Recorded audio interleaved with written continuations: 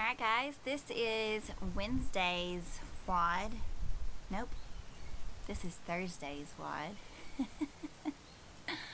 And we're going to start with a Tabata, beginning with singles or doubles or calf raises. Calf raises are going to look like this. They look so simple, but dang, they hurt. Then we're going to move into air squats. So air squats, we're going to start with our feet outside of hip width, initiating with the hips, driving all the way past parallel, and then pressing back up through the heels to full hip extension, keeping that chest nice and upright the entire time. Next we have push-ups. So going down into that plank, going all the way down, hips and shoulders, lowering and rising together. Or we can scale it, going to our knees, dropping the shoulders. That works more of our core. Or we can snake up, bringing the chest up and then the hips, and then lowering back the opposite way. Then we've got burpees. Burpees, we're going to drop to the ground, both feet going back at the same time, and then coming up together and then out overhead. To scale this, we're going to step back into that burpee, pressing all the way down and then stepping forward, back up, out overhead again. Then we've got singles, doubles, or calf raises again. And then we've got jumping squats. So back into that squat stance, going all the way past parallel, but then jumping out of that squat each time.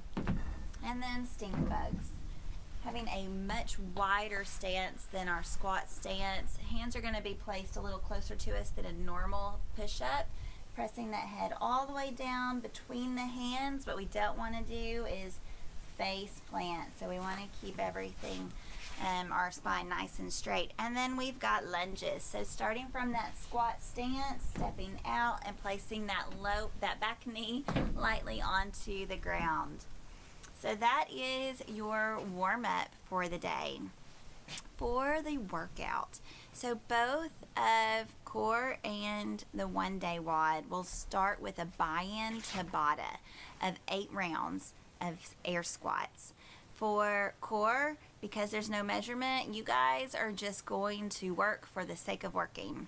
For one-day WODers, each air squat you will multiply by 5, and you will get to subtract 5 seconds from your time for each air squat that you get in during your Tabata rounds. So make sure you don't gaff that off.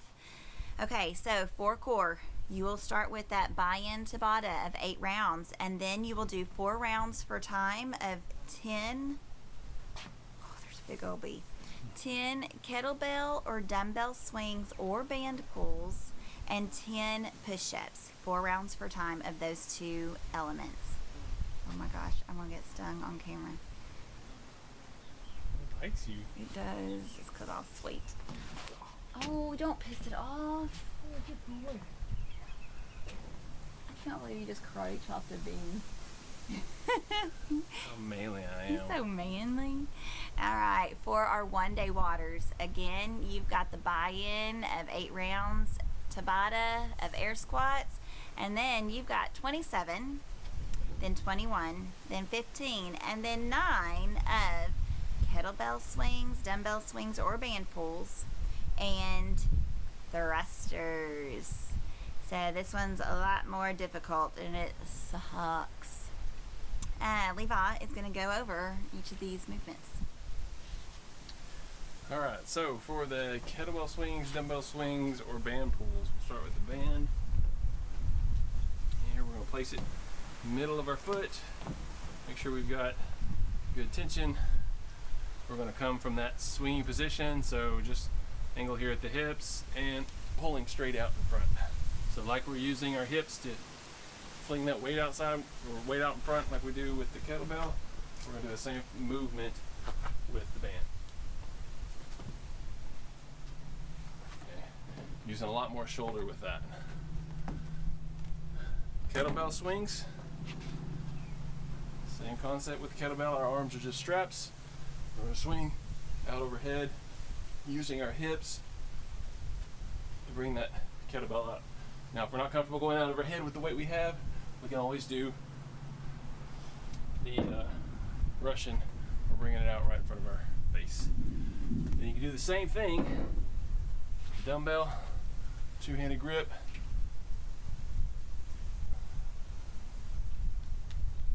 Same concept. Keep the arms straight, using the hips to drive the weight out overhead. And then we have either push-ups or thrusters. Push-ups we've already gone over in the warm-up. Thrusters, we need a weighted element for this, so it's either going to be the dumbbell or the kettlebell. Same movement here. We're going to go into that squat all the way down past parallel, and then launching up out, launching that weight up overhead. Use that drive out of that squat to help get momentum on this weight as it goes overhead. With the kettlebell, same concept.